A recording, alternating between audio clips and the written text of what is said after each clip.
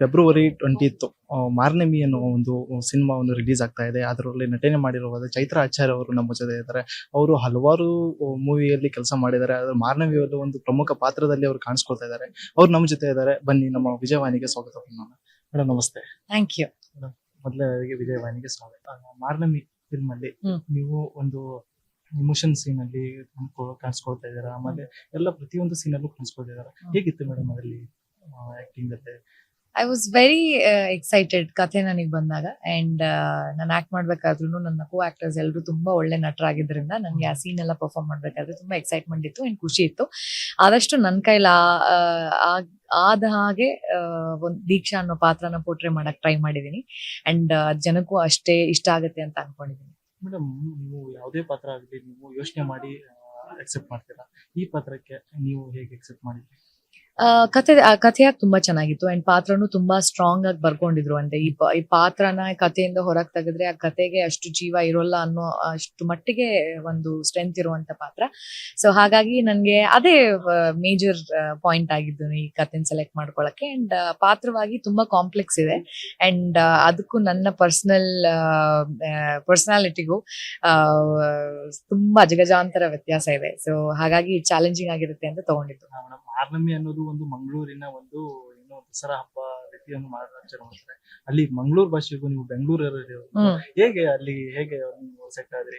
ನನಗೆ Mangaluru ಹೊಸದಲ್ಲ, actually ಮ್ಯಾಂಗ್ಳೂರಿಯನ್ಸ್ ಹೊಸಬರಲ್ಲ. Because ನನ್ನ ಮೊದಲನೇ ಸಿನಿಮಾದಿಂದನೂ ನಾನು ಆದಷ್ಟು ಮಂಗಳೂರು ಚಿತ್ರತಂಡಗಳ ಜೊತೆನೆ ಜಾಸ್ತಿ ಮಾಡಿರೋದು. ಅಂಡ್ ನನ್ನ ಕೋ ಆಕ್ಟರ್ ಆಗಿದ್ದಂತ ರಾಜ್ಬಿ ಶೆಟ್ಟಿ ಅವರು ಆಗ್ಲಿಂದ ನನ್ನ ಪರಿಚಯ. ಸೊ ನನ್ನ ಕಾಲೇಜಲ್ಲಿ ಫಸ್ಟ್ ಆಫ್ ಆಲ್ ನನ್ನ ಕಾಲೇಜಲ್ಲಿ ಮಂಗಳೂರಿನವ್ರು ತುಂಬಾ ಜನ ಇದ್ರು.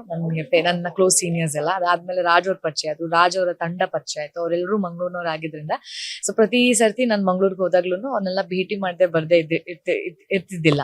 ಸೊ ಹಾಗಾಗಿ ನನ್ಗೆ ಮಂಗಳೂರು ಲ್ಯಾಂಗ್ವೇಜ್ ಅಷ್ಟು ಹೊಸ್ತು ಅನ್ಸ್ಲಿಲ್ಲ. ಬಟ್ ನಾನ್ ಮಾತಾಡ್ಬೇಕಾದ್ರೆ ಅದು ಹೊಸದಿತ್ತು. ಬಟ್ ಅದಕ್ಕೆ ಸ್ವಲ್ಪ ಟ್ರೈನಿಂಗ್ ಎಲ್ಲ ತಗೊಂಡು ನಮ್ ಡೈಲಾಗ್ಸ್ ಎಲ್ಲ ಪ್ರಾಕ್ಟೀಸ್ ಮಾಡ್ಕೊಂಡು ಹಂಗಾಗಿದ್ದು. ಸೊ ಚೆನ್ನಾಗಿತ್ತು, ಮಜಾ ಆಯ್ತು.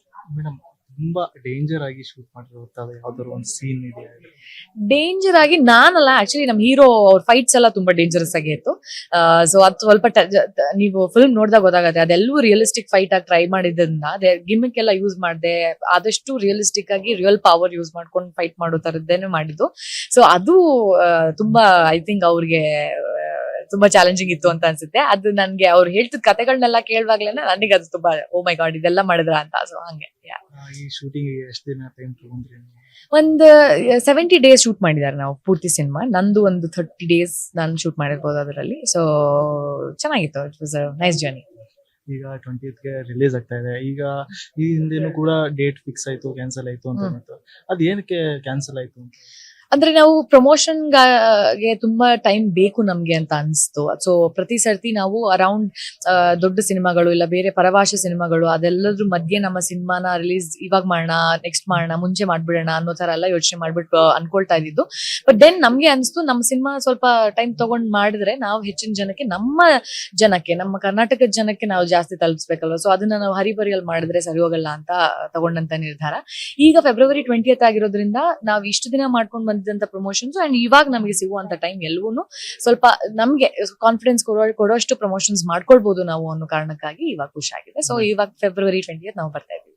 ಇನ್ನು 20 days ಬಾಕಿ ಇದೆ. ಯಾವ ರೀತಿ ಪ್ರಿಪರೇಷನ್? ಅಂದ್ರೆ ಬಹಳಷ್ಟು ಅಂದ್ರೆ ಸೋಷಿಯಲ್ ಮೀಡಿಯಾಸ್ ಅಲ್ಲಿ ಆಗಿರ್ಬೋದು, ಇಲ್ಲ ಕಾಲೇಜ್ ವಿಸಿಟ್ಸ್ ಆಗಿರ್ಬೋದು, ಇಲ್ಲ ಊರಿಗೆ ಡಿಸ್ಟ್ರಿಕ್ಟ್ ಹೋಗಿ ಅಲ್ಲಿ ಪ್ರೆಸ್ ಮೀಟ್ಸ್ ಆಗಿರ್ಬೋದು, ಇಲ್ಲ ಅಲ್ಲಿ ಜನಗಳನ್ನ ಮೀಟ್ ಮಾಡೋದಿರ್ಬೋದು, ಅಲ್ಲಿ ಕಾಲೇಜಸ್ಗೆ ಹೋಗೋದಿರ್ಬೋದು. ಸೊ ಈ ತರದ ಹಲವಾರು ಪ್ರಮೋಷನ್ಸ್ ನ ಪ್ಲಾನ್ ಮಾಡ್ಕೊಂಡಿದೀವಿ. ನೋಡ್ಬೇಕು ಎಲ್ಲವೂ ಎಕ್ಸಿಕ್ಯೂಟ್ ಮಾಡ್ತಾ ಹೋದಂಗೆ ನಮ್ಗೆ ರೆಸ್ಪಾನ್ಸ್ ಗೊತ್ತಾಗ್ತಾ ಹೋಗುತ್ತೆ. ನಮ್ಮ ವಿಜಯವಾಹಿನಿ ನ್ಯೂಸ್ ಚಾನೆಲ್ ನಲ್ಲಿ ಪ್ರಮೋಷನ್, ಜಾಹೀರಾತು, ಅಡ್ವರ್ಟೈಸ್ಮೆಂಟ್ ನೀಡಲು ಸಂಪರ್ಕಿಸಿ 9535808456.